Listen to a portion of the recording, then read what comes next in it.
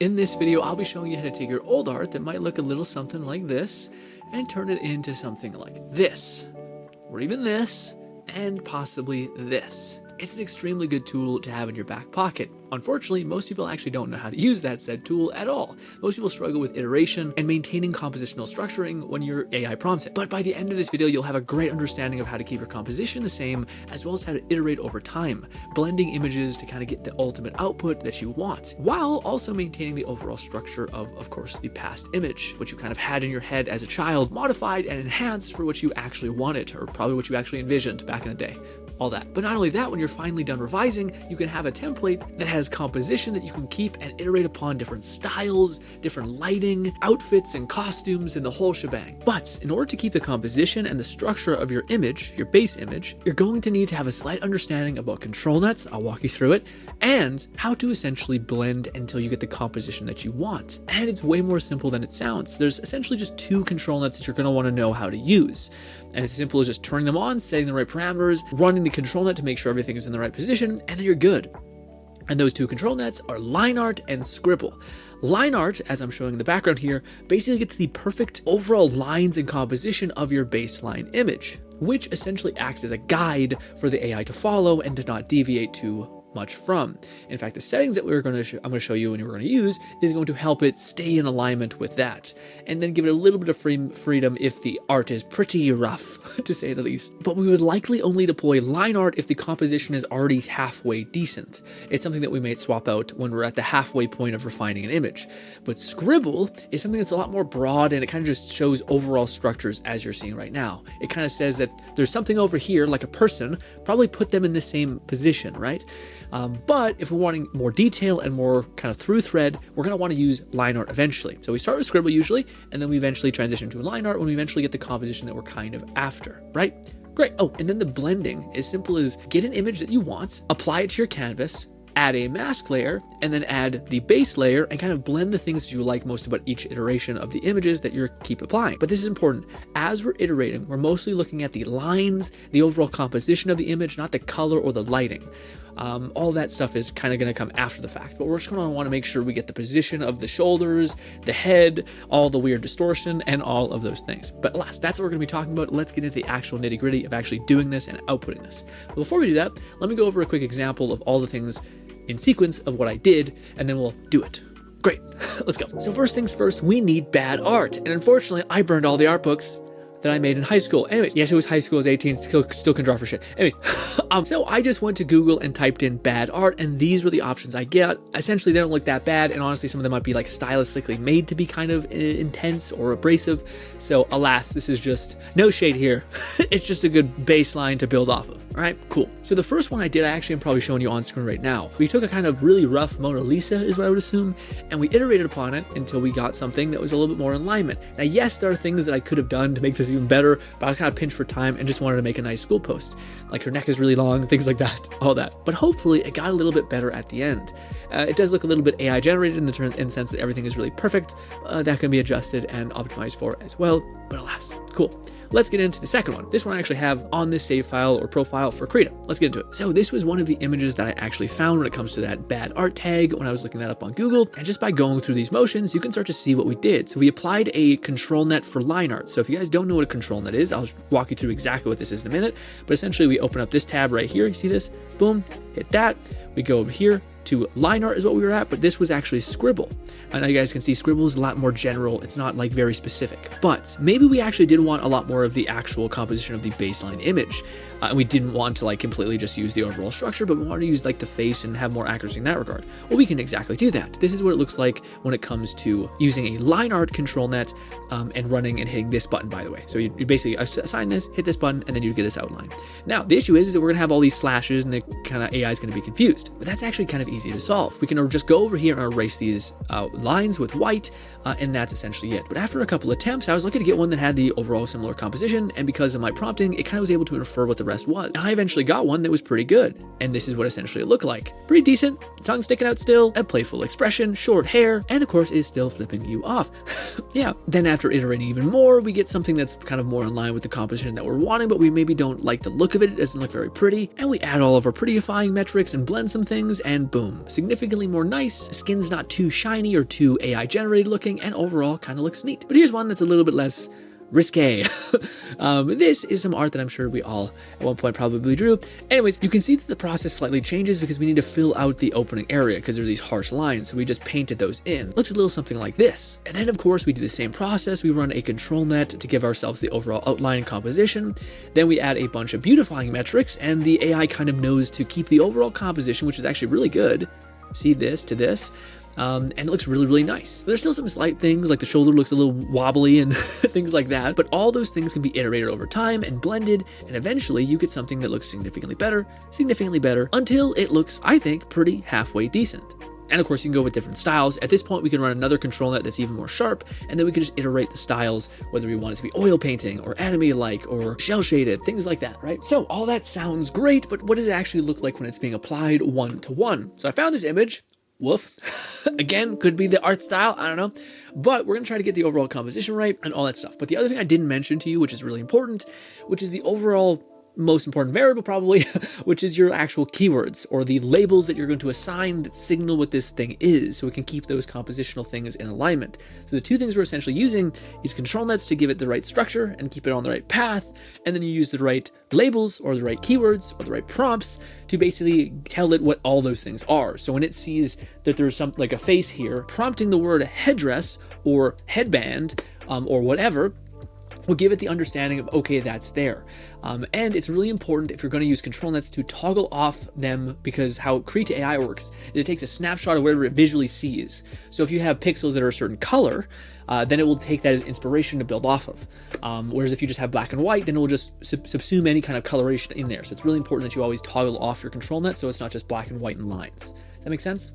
Hopefully. Let's run it. All right, so oftentimes you'll be in this kind of circumstance where you'll have this image that you're trying to create, but it basically doesn't fit on the canvas. Maybe you don't want to actually increase the overall size. You don't want to shrink it. You don't want to make it super blown out. You're like, I like this kind of compositional alignment. It looks quite nice. So if that's the case, it would be really easy. All we would go over here is we would go over here and add a paint layer. Now, if you have this hotkey because you watched our shortcut key guide, you'll save a monstrous amount of time over time. We'll click this, and now this is live. By holding control and clicking on this, we'll get this type of brown, and then we'll basically just paint this in. You can use airbrush if you wanted it to be a little bit softer, but ultimately it doesn't matter. It's all just the pixels that we're essentially going to be using anyway. The AI is only going to be seeing that these are pixels here, and then we're going to be doing this like this, and it's probably better we use the brown to do that a little bit. So now that's there. So as you can see, this is kind of what the AI sees and how it kind of recomposites pixels, is it does this kind of same blurring effect. So that's essentially what we just emulated right now to show that this is going to extend. But just having a little bit of that guidance is honestly all the AI seems to really need. Fantastic. All right, so now we're going to simply run a ControlNet. So we're going to go over here, the stack of papers with a plus sign, boom, and then it's going to open up the ControlNet box. Now this might not say line art for you. This might say reference, style, or scribble. Now we're going to see, because this has enough art or enough like detail where we might be able to get away with line art. I always like to see if we can get away with line art first, because it lets us keep a lot of the detail of where the eyes are positioned and where the lips are positioned and all these things. But if she has like a crazy long neck, you can see that, oh, that may be a problem because that may keep that. So yes, we're gonna go with line art, and then we're gonna go over here. This is really important before you do anything. Click these three dots. This will drop down this menu. We're going to say use custom value. Now the strength metric will be how much this adheres to the ControlNet line art. So this is how much it will like deviate. I like to go straight up to 1.00. And then for the range is how much basically it's going to apply this. So if we did something weird, we could do this. Where we take this, and that essentially is going to say, okay, randomly start generating based on the prompt and keywords, and then use the line art as a baseline, and then stop using it as at the 80% mark. We don't want that. We want all the way from the very beginning all the way to the very end. We want to really try to adhere to that. So anywhere from 80 to 90, I think is always a pretty good method. Also, as far as our model is concerned, we're just using a plant milk. This is a fantastic model, as well as we're using a smooth boost to just give ourselves a little more contrast and things like that. So after you have all these set up, you're going to want to jump over here, and you're going to want to hit this button right here. Now this will take a snapshot of whatever is visible on your canvas. So if you had like, I don't know, a little watermark here, it would also do that. So make sure it's just whatever you're wanting to get the overall composition for. So we hit this in a couple seconds. It's going to basically give us a nice outline of that. A little bit cursed, but alas, is what it is. And then we're going to turn this off, like I was mentioning. That's super important. If not, then it will not have any guidance of what these kind of colors are supposed to be. So it will not know that this is blue. It will not know this is gold. And when you specify that within the prompt to give it more guidance, that's really helpful.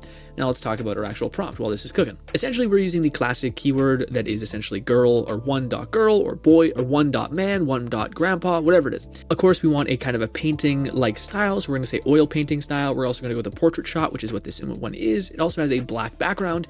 And then, of course, we just want general things that the AI may be understanding. So, of course, when it's girl one mature, it probably has an understanding that this is probably a face and it's supposed to be feminine. But the thing that I think it might have some trouble with is this kind of headdress with, of course, the gold inlay with the blue. So, of course, I specified that this gold and blue headdress is that.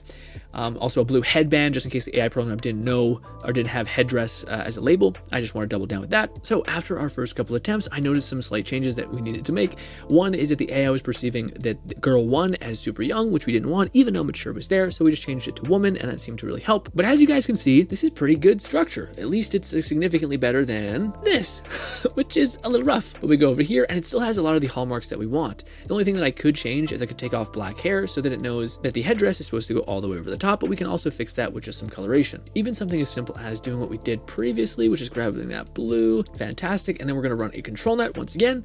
We're going to get a good baseline for this. This is significantly better. The face still has a really intense curve, but hopefully through iteration and the AI kind of working on those beautifying metrics, we should get there in no time. We went from this to this. We still kept a lot of the composition. The eyes are in the right place. We still have a kind of a really rounded face, etc., but looks quite nice still. Because we have the line art so adherent, it is basically not giving us that much play. So what we could do is we could actually lower the strength and lower the how much it's applying said line art constraint by doing that. So we can hit generate one more time, and that should lower the constraint of us adhering to the line art. Yeah, so this was the one that would decrease the level of the ControlNet. So you guys can see that this one is deviated substantially from the base model. So you guys can see here that it's still really curved, which is mimicking the exact styling of this one. So it has a more curved face, but because we took off the level of prompt weight, this allowed itself to have a sharper nose, and the features basically came alive in that way, which is another method to kind of nudge us back while still keeping the overall same composition. So if we keep that one and we turn this one off, you guys can see the difference. So we still keep a lot of the same things. The eyes are in similar places, except they're a little bit less offset.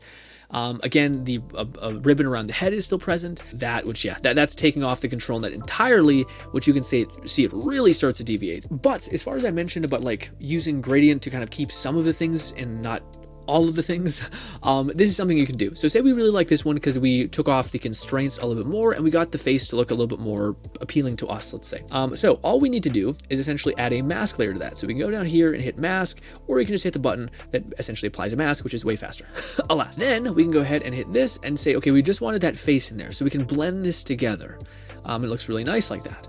And we can keep some of the aspects of it without taking the entire sum whole. So we like that overall structure. So now we can go ahead and do this, and that will get all the details of this hair and this headdress and everything. And so now we have a fantastic overall composition. This is the line art that we're going to be using. It looks fantastic. It looks really, really great. And now we just need to heavily let's start with style first. So shout out to our course over on our Skool community that essentially shows all of the most impactful keywords or labels in conjunction with the representation of what they actually do to your image. So for the first one, let's actually use what we already have been, which is oil painting. We're basically going to increase the prompt weight there. This course also covers what that means, but basically we're just going to increase the dominance of this word. And we probably can also decrease some of the other variables, like with this one, are not going to be as important, and that one can stay the same. But we're mainly going to just try to increase the prominence of the oil painting. In fact, we're going to probably put that to 6, just so that we make sure we see some kind of movement from that. And we're going to keep the overall adherence to it pretty strict. And then we will also do something that's a little bit more silly, like pixel art, probably. And then lastly, we'll add a bunch of beautifying metrics that most people don't actually ever use, and it's such a massive needle mover. So one of my favorites is actually ambient light. It has such a beautiful effect on the image. So we'll use ambient light as 1. 6 might be actually a little too heavy, but we'll see. Dark atmosphere as well, because it's really light in general. We'll also throw in there, just to see how this goes, glowing eyes, just to kind of add some sort of different variant. So this is the one that I believe was our increased oil painting. So this one should look significantly more like an oil painting, which you can see right here is where it really comes to life. Again, the reason why you see this looks really oil painting adjacent, but this doesn't look as oil painting. It kind of does a little bit up here, especially around the hair, but it's because we labeled this thing thing as beautiful face. This is the label that could basically be causing us some conflict, because when you label a bunch of things within AI art, it basically takes all of those patterns and merges them with those other patterns that you're also labeling, so we can kind of fight over stuff like that. So if we wanted more of an oil painted vibe, we could probably take away a lot of our beautifying metrics. Oh, but this one's getting fun. Pixel art. Yeah, pixel art. Ooh, pixel art goes really hard. That's awesome. That's fantastic. And then of course, this was the one where we added a bunch of beautifying metrics, as well as a bunch of other like stylistic keywords or labels, which resulted in a very cool thing, especially the dark atmosphere and the glowing eyes. Oh, that's so cool. So anyways, but that's how you can essentially take a base image like that, transition it to all these other styles by leveraging all these other keywords. And this is our pixel art one. Yes, so if we drastically increase the pixel art, so that will actually have a much more intense effect. But also, I just love how like the slightest change in art style drastically gives like a bunch of new tonality to it. So the nose and everything else, it looked a little bit abrasive, a little too AI generated, starts to kind of look, well, less, I guess, because it starts to handle its own lighting and things like that. Also, because we're not adding so many beautifying metrics, it stops looking a little uncanny with how perfect everything else is. And things like that. But also we could change the model. So by the way, I never mentioned that, but the model that we're using is Perfect Illustrious, a very good model. Basically it just has a lot of built-in beautifying metrics built in. So like masterpiece, high res, things like that are kind of built into it at a default, so we don't need to waste our time prompting. But we could actually generate one here that's a little bit different, one that is called Plant Milk, etc. Weird names, I know. I'll let that last. Let's render one with that and see how that goes. All right, it's done. Let's see what Plant Milk looked like. Okay, it's okay. What is this one? Ghibli? Didn't, well, actually kind of a little bit. Actually, I think it handled like oil painting vibe much better. Yeah, does not look terrible at all. Well, this face looks a little bit too sharp for me. The face looks a little, yes, but we also don't have any beautifying metrics in it as well. As well as I think it does look very oil painty-y as default. So that kind of makes sense. I think the highlights for me personally were things like this, which look atmospheric as hell. Yeah, this one looks significantly better. And of course the pixel one, which I think looks beautiful as well. Any other ones that stood out in a big way? I'm not a big fan of like realistic stuff, to tell you the truth. I like stuff with like a little bit more of an art style. And if I really wanted to get the headdress right, I'm sure there's a Laura attached to that, but alas, this is essentially how you can take any image, go from kind of rough to keeping the composition to refinement to actually fantastic, and then you are eligible to just make a ControlNet to kind of make sure you keep the overall structure, and then run it through a filter of using any sort of composite of stylization metrics or overall like quality metrics, such as like ambient lighting or like dark atmosphere, and see how the AI plays with that, which always gives you an incredible output. Now that you can properly refine your old images, that's only the first step. Real magic comes from when you can finally control the AI to give you the exact output that you want, the exact image that you want. And a lot of people never find out how to do that, but with our free course over at Skool, in addition to our continual posts over there, which is where I first started posting some of these improvements, and on top of all that, we have an advanced course that gives you that greater control, which comes with an amazing framework to tell you the importance of where to segment prompts, as well as prompts themselves, as well as, like you've seen, the actual layout of what prompt actually does to the image, as well as a monstrous amount of line art that kind of shows you how to leverage complex composition for some really cool effects. All of those things are there, but alas, if you're more interested in the free content, Skool is free to sign up, etc. You get access to a bunch of our S-tier LoRAs and models that we kind of have vetted and shown off what they can essentially do there. We have the free course, like I mentioned, and most of all, we hopefully have a community there of people who are also striving to improve in this art form, method, whatever you want to call it. And I would love to see some of your artwork if you would be so kind. But alas, hopefully I can see you in the future. Go check out those courses if you so desire, and goodbye for now, my friend.